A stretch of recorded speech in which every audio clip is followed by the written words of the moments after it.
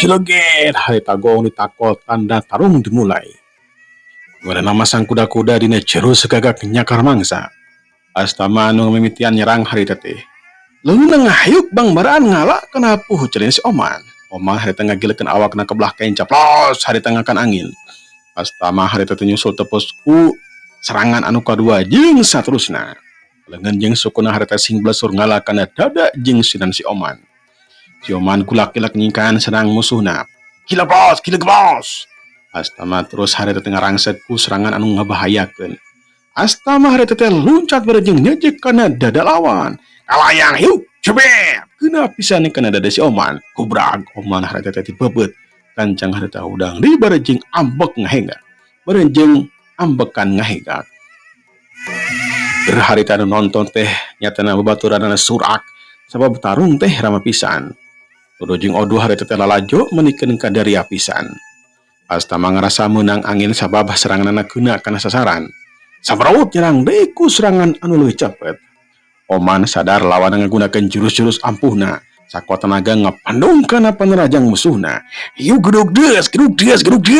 Dari jeug Oman harita mundur walingkah.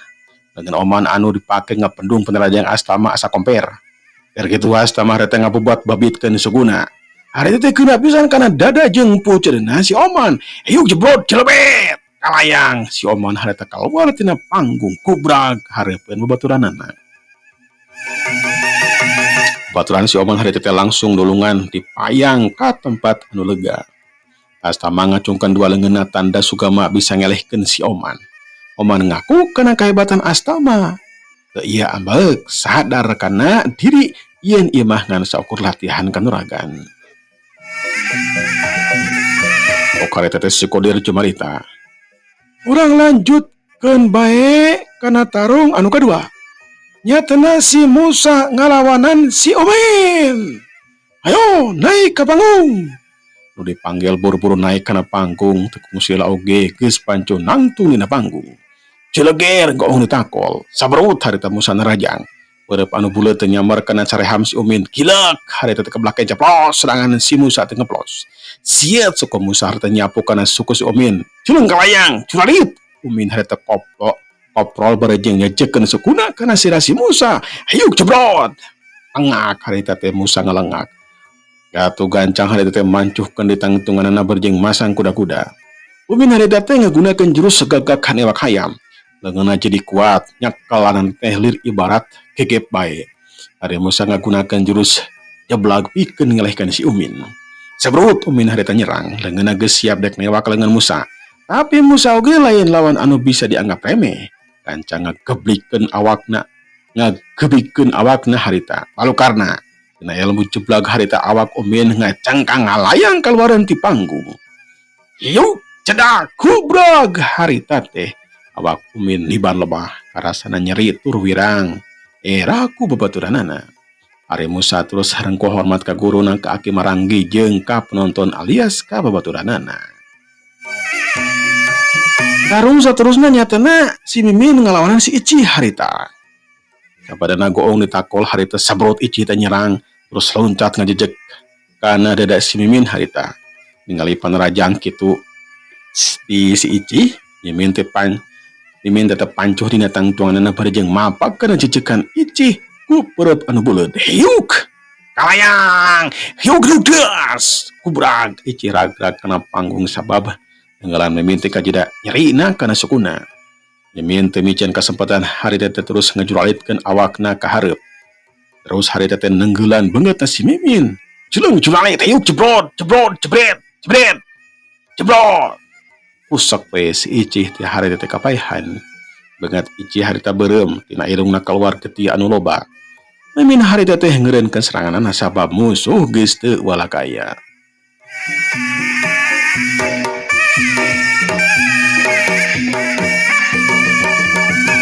Tarungan seterusnya nyatana Dodo ngalawanan si Majid harita.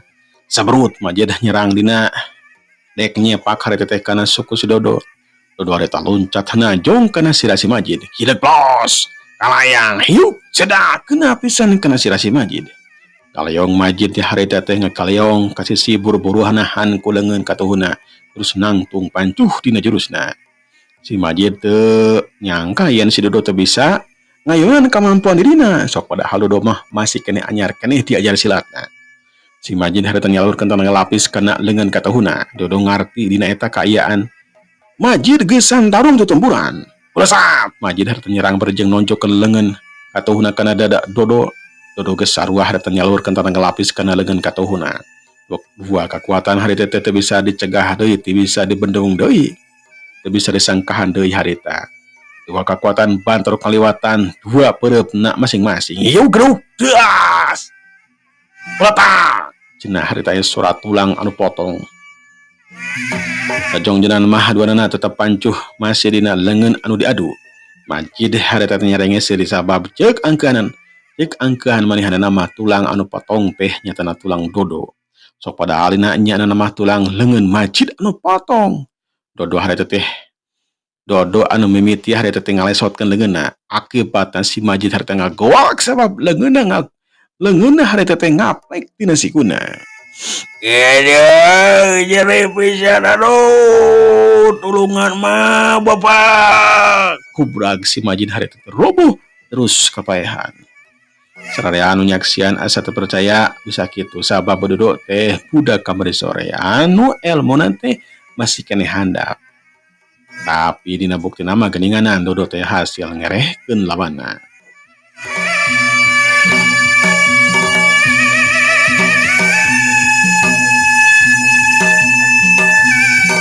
Tarung anu saterusna menyatana si Odu ngalawan si Cimot. Seperti biasa we koong harita teh ditakol, jeger. Jerilat Cimot nyerang ngagunakeun sapasang leungeunna ngarah kana dada jeung beungeut Odu. Kata gerak anu dilakukeun ku si Cimot ngabahayakeun jeung cepet pisan. Dina kayan kitu Odu ngarasa aneh kana dirina sabab gerakan si Cimot teh katingalina lambat. Seperti gerakan lambat dina main film gitu atau refly gitu. Oge we gampang pisan keur Odu mah. Odu ngakiwar ka kain cabar jeung muterkeun awakna. Terus si kublah katuhu Odu harita nyayang kana keur si Cimot. Hiuk plos, hiuk gileg plos, hiuk cedak. Gelok nyeri jer aduh. Cimot mancukeun tangtunganna perejeng nyeklan kadona. Geus kitu Cimot harita moih-moih leungeun kain cajing katuhuna diayunkeun ka hareup ka tukang. Gerakanana cepat pisan, tapi keur Odu mah gerakan eta teh lambat. Pegawaian petak aneh, nah gerakan si Cimot teh lambat. Biasana mah sok katingali cepet. Hiuk, hiuk, hiuk, hiuk, hiuk, hiuk, hiuk. Leungeun si Cimot harita teh ngadius bangbaraan. Sakilat Odu newak leungeun si Cimot terus dicantok ka hareup, dipapag kutur Odu anu buleud. Harita teh kana dada jeung hulu angen si Cimot. Hiuk cobet, hiuk jebrot, jebrot. Urolo we si Cimot utah dina sepada harita. Terus rubuh ohek-ohekan. Cimot harita teh ngangkat leungeunna sabab manehanana geus teu untupan ari kudu kelut deui mah. Sabab angan nyeri pisan. Tur karasa lieur kana silahna. Odu harita loncat tina panggung ngadeukeutan ka Dodo sobatna. Hebat pisan euy Du. Mantep pokona maneh euy. Dodo harita ngancungkeun jempolna ka Odu.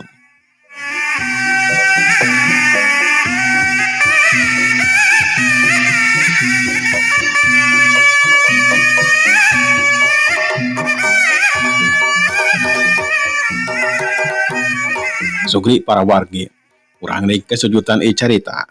Mang salam harita teh teu karasa tarung ngadu jago babak kahiji di paguron gegak putih geus beres we harita.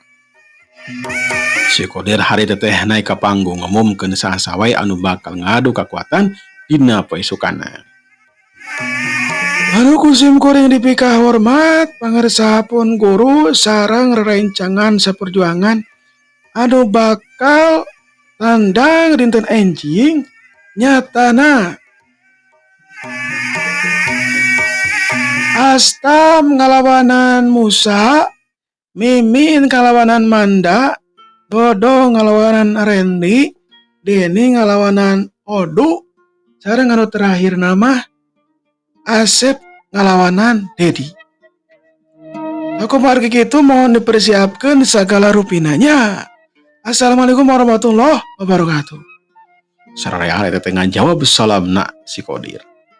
nya sanges gitu mah sakabeh murid paguron ngagak putih teh asup ke kamarna sewang-sewangan sabab alam hari teh manji ngalaksanakeun ibadah salat duhur.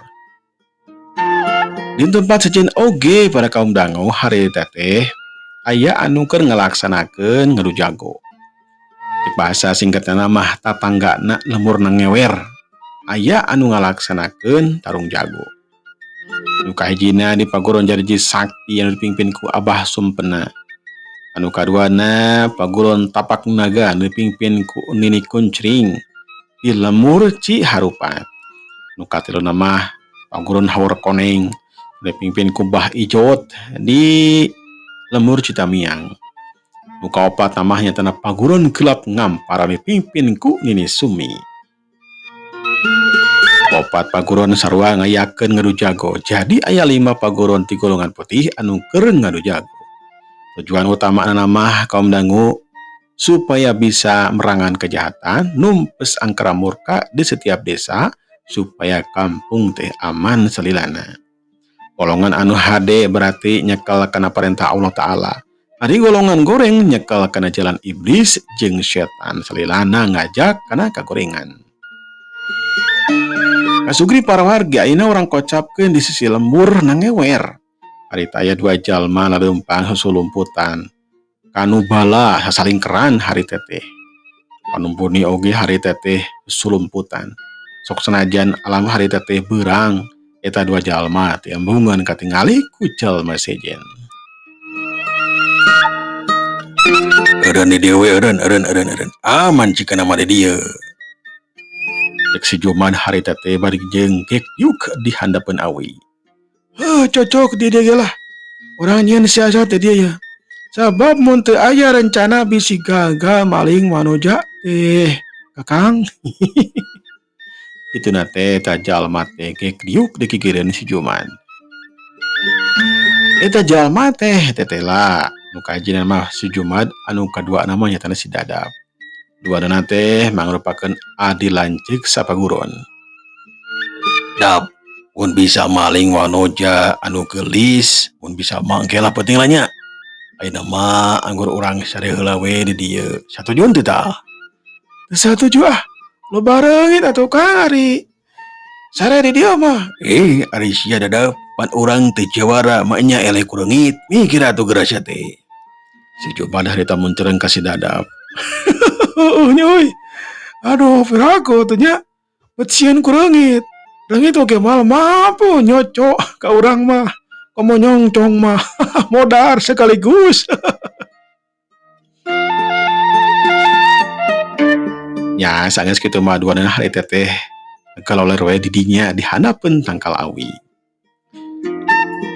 Jadi nek namang salam teu karasa hari teteh nang salam berang robah diganti ku peuting anu poek putraden. Ucapkeun mangsa alam kira-kira wanci pukul 10 peuting we. Si Jumad jeung si Dadap hari teteh singkil. Ya, pamangkat. Siap can. Siapa tuh Kang kita tadi oge? Curilat. Si Jumad lompat ngagunakeun jurus andalanna dituturkeun ku si Dadap. 2 jirim jujuralatan ngadeketan lembur nangewer. Durana can apal aya di mana wanoja anu geulis rupa teh. Tur masih parawan teh teu apaleun. Keun we cenah nek diteangan sabisa-bisa. Reg si Juman hari teh ngeureunkeun lengkahna di deketan imah anu rada gede.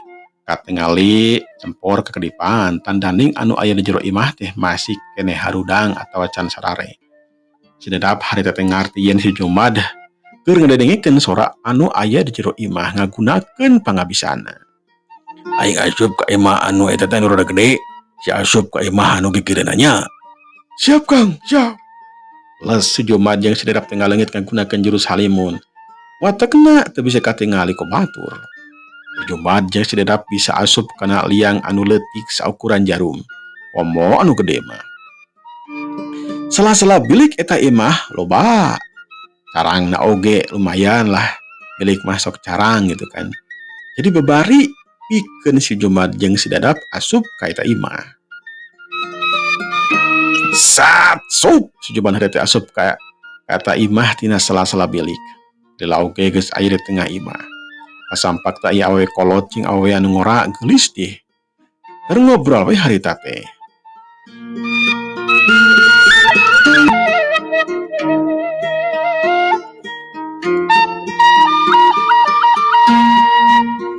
Awe anu kolot anu katelah uneh ada budakna ngaran teh Linda, umurna teh 15 tahun meujeuna remaja putri. Unuh can nyai, mama asa geus tunduh ieu teh. Sok urang geura sare kadinya. Bisi kaberangan mun teh mau yaki can sare teh. Mohon abdi oge parantos tunduh itu mah. Nya jung atuh geura ka kamar ge itu isukan urang ka sawah pan dibuat. Kaloyong bi uneh teh harita teh ka kamarna. Linda oge sarua indit ka kamarna. Jumat anu teh tadi ngapandungan eta kejadian bunga pisan sabab eta anu tungguan teh tadi. Barang Linda asup ka kamar, Jumat oge sarua ngilu asup ka kamar. Baleda Linda teh ngagoler. Karasa tunduh pisan panuna rapat dek dibukakeun teh. Dina kayaan kitu si Jumat harita teh notok ulat penting dina beheungna Linda. Anu antukna mah awakna karasa leuleus les we teu inget ti bumi alam. Katambah tunduh terus ditotok metakan les we kapaehan. Si Jumat teu biceun kesempatan terus he manggol eta wanoja dibawa ka tempat penyebutanana. Waktu kaluar ti imah si dadap keur nungguan we bareng manggol wanoja di sarua. Lila Kang Mai. Urang geus ditu tadi Kang nungguan di dieu. Si dadap harita teh nyentak ke si Jumat. Ampura euy duh. Tadi bingung dek digarap di kamar apa dibawa ke markas. Jadi we dalila mikir kuring teh. Ayo indit, urang ka markas. Curelap puanana harita lompat dina beleg-begna peuting. Markas anu dicicingan ku si Jumat jeung si dadap teh memang rada anggang ti eta kampung. Jadi rada lumayan nguras kena tanagana si Jumat jeung si dadap. Sabab barejeng bawa noja anu dipalingna. Lakung sila si Jumat jeung si dadap tetepi ka wahangan Cibuni. Duanana harita teh loncatan kena batu terus asup ka jero guha. Oleh dag Linda jeung wanoja anu hiji deui anu dibawa ku si dadap teh dikolerkeun dina sama. Ngaran wanoja anu dibawa ku si dadap teh nyatana Imas anakna Bimamai jeung Mang Uca. Jumat jeung si dadap harita teh sing sirengeh tanda sugema kana tujuanana. Nya geus kitu mah si Jumat jeung si dadap teh ngalakukeun nafsu setana. Ngagarap kana kasucian Linda jeung Nyi Imas. Eta wanoja teu bisa kukumaha angin pasrah kana nasib anu tumiba ka maranehanana duaan. Kasugri para wargi mangsa alam henteu karasa kiwari urang kocapkeun dina mangsa isukna harita teh isuk-isuk. Bione harita teh nuju popolah masak liwet. Ngaliwet. Deungeunana beuleum asin jeung sambal goang bangun nikmat lamun di dahar. Kulantaran harita teh parantos pukul 7 tapi Linda can wae kaluar ti kamarna. Bione teh muka panto kamar harita teh. Urang breuy mugakeun panto. Waktosna para kaum dangu. Punten nya ieu. Waktosna partos seueur. Insyaallah dinten anjing urang teraskeun dina bagian anu saterasna. Sumangga kasadayana urang kantun. Wassalamualaikum warahmatullahi wabarakatuh.